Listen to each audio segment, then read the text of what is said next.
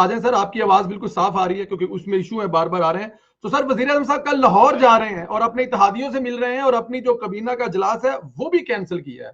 ये लाहौर में क्या मसरूफियात हैं वजीर आजम साहब की सर? असल में जनाब, आपको पता है वजीर आजम साहब अभी अभी लाहौर गए थे जी। और आपको ये भी मालूम है कि जब वो लाहौर गए तो वो चौधरी परवेज इलाही साहब से मिलना चाह रहे थे और चौधरी परवेज इलाही साहब उसी दिन इस्लामाबाद आके बैठ गए थे अपने पार्लियामेंटेरियंस के साथ मुलाकात करने के लिए। आपको याद है? जी। ठीक है, उनकी मुलाकात नहीं हुई थी या वो नहीं करना चाह रहे थे। जी। अब उसके बाद जनाब वो दोबारा जा रहे हैं और मद्दे नजर यही है सब, वो जो वजीर आजम साहब जा रहे हैं चौधरी साहिबान से मुलाकात के लिए, उन्होंने असल में पहले कुछ रीडिंग करने के लिए उनकी जो है ना उनका माइंड पढ़ने के लिए भेजा खुसरो बख्तियार साहब को भी। और उसके बाद आपको पता है रिसेंटली 2-3 दिन पहले चेयरमैन सेनेट साहब गए अपना सादिक संजरानी साहब, और वो भी उनको मिन्नत समाजत करके आए। ये वही इमरान खान साहब है जो उनको पंजाब का सबसे बड़ा डाकू कहा करते थे। ये वही इमरान खान साहब हैं जो इनके बेटे को वजीर बनाने के लिए तैयार नहीं थे। आज इमरान खान साहब वहीं उनके पास चल के उन्हीं की दहलीज पर मत्था टेकने के लिए जा रहे हैं। तो आप देखते हैं कि चौधरी बरादरीन को समझ तो आ गई कि चौधरी बरादरान ने किसी को हाँ कर दी है या कुछ ऐसा कुछ सिलसिला हो गया है। तो आपको देखते हैं कि कल इनकी मुलाकात होती है या चौधरी साहब कहीं फिर जो है ना वो कहीं इधर उधर निकल जाते हैं या कहीं बीमार हो जाते हैं या कोई इस तरह का सिलसिला होता है। अब ये चेक कर, लेकिन इनका जो मेन पॉइंट है, जो फोकस है जिस चीज पे जिसके लिए वो जा रहे हैं, वो सिर्फ और सिर्फ चौधरी बरादरान से मुलाकात के लिए जा रहे हैं ताकि उनको बनाएं और उनको कहें कि जी आप इत्तेहाद से न निकलें, खुदा के लिए आप हमारी बात मान लें और आप अपोजिशन को ना कर दें। बस ये वो सारी सूरत हाल है। सारी सूरत हाल ये है। अच्छा सर, ये भी जरा फरमाइएगा कि खबर थी कि कुछ हुकूमती अरकान ने बगावत के लिए प्रेस कॉन्फ्रेंस करनी थी, उसको रुकवाया गया है। इसके बारे में क्या इंफॉर्मेशन है सर? हाँ बिल्कुल बिल्कुल, लेकिन वो कब तक रुकेगी वो आपको अच्छी तरह से मालूम है कि वो ARY ने खबर दी थी। आज भी वो हमारे दोस्त हैं हसन अयूब साहब, उन्होंने ब्रेक की, कुछ और सोर्सेज ने भी की। तो वो तो 8 लोग हैं, वो आपको पता है कि वो फिर जिस तरीके अब प्रेस कॉन्फ्रेंस को भले रुकवा लें, लेकिन अगर कल को वो रिजाइन कर देते हैं तो आप क्या करेंगे? और मेरी मालूमात के मुताबिक वो सिर्फ 8 नहीं है फैसलाबाद के, और भी बहुत सारे हैं। क्योंकि अपोजिशन जिस तरीके से वो तहरीक अदम एतमाद लेके आ रही है उनके साथ बहुत लोग हैं, मतलब वो सिर्फ 8 वाली बात नहीं है। तो आई थिंक ये फिर मेरा ख्याल है संदेरा साहब जब मामलात खराब हो जाए ना, वो इतनी आसानी से फिर जुड़ते नहीं है।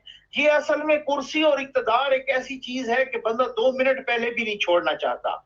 साल 1.5 साल तो बड़ी चीज होती है ना, और खास तौर पे ऐसी सूरत हाल के जहां आपको पता हो कि मैंने कुछ भी नहीं किया, आवाम के लिए मैं कुछ नहीं कर पाया, मेरी जो परफॉर्मेंस है वो बिल्कुल सिफर है।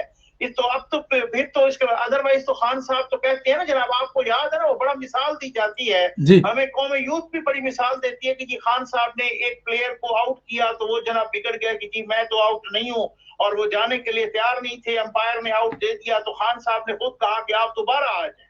तो दोबारा आए तो फिर दोबारा उन्होंने आउट कर लिया, तो फिर इसका मतलब ये हुआ कि फिर इस तरीके से तो अगर उनको इस पोजीशन पे पता होता कि जनाब मैं असेंबली तोड़ के अवाम के पास जाऊं और अगर उनकी कोई परफॉर्मेंस होती, उन्होंने कोई आटा प्याज चीनी, आप तो माशाल्लाह बाहर बैठे हैं, अल्लाह ताला आपको खुश रखे बहुत दे, लेकिन आप जरा यहाँ पे ग्राउंड पे आए ना और आप लोगों की बातें सुने और लोगों के हालात देखें, आपको लग समझ जाएगी कि वो ऑयल, कुकिंग ऑयल जो नवाज शरीफ के जमाने में 160 का लीटर मिलता था, आज जनाब वही ऑयल आपको 450 रुपए का मिल रहा है। तो खान साहब फिर असेंबली तोड़ेंगे? आप खुद बताएं। हाँ बिल्कुल ठीक है। अच्छा सर, ये भी बताइएगा कि एक इतला है कि नवाज शरीफ साहब ने मौलाना फजल मान साहब और जरदारी साहब को प्लान बी की तरफ जाने को कहा है। चौधरी बरादरान की सुना बड़ी शर्तें थी, वो तो अगले जो 5 साल है उसके लिए वजारत आला मांग रहे थे, तो वो तो इनकार कर दिया उन्होंने। तो क्या इमरान खान साहब बुजदार की जगह चौधरी बरादरान को वजीर आला बना के उनकी डिमांड पूरी कर देंगे?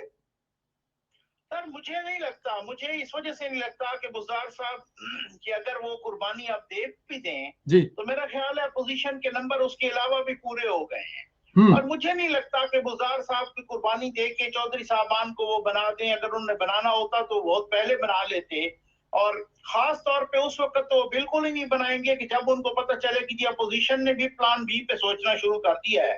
तो मुझे मेरी इतलात ये है कि कुछ चौधरी साहबान भी दोबारा अपोजिशन की तरफ कुछ उनसे ले दे करके, कुछ इससे बेहतर करके वो असल में मसला क्या है चौधरी साहबान का? जी। चौधरी साहबान का मसला ये है कि चौधरी साहबान अर्ली इलेक्शन नहीं चाहते, क्योंकि उनको पता है कि पिछली दफा हमने सीट एडजस्टमेंट की थी पीटीआई के साथ, जी। और पीटीआई की एक, वो कहते हैं ना, पीटीआई की हवा चली, हवा नहीं चली थी, उनकी हवा चलवाई गई थी, आपको मालूम है अच्छी तरह से सारा जी, कुछ। जी। वो आरटीएस पे ठा के और वो सारा कुछ, वो पहले मीडिया को जिस तरीके से मैनिपुलेट करके, और वो सारी चीजें, बड़ी लंबी कहानी है।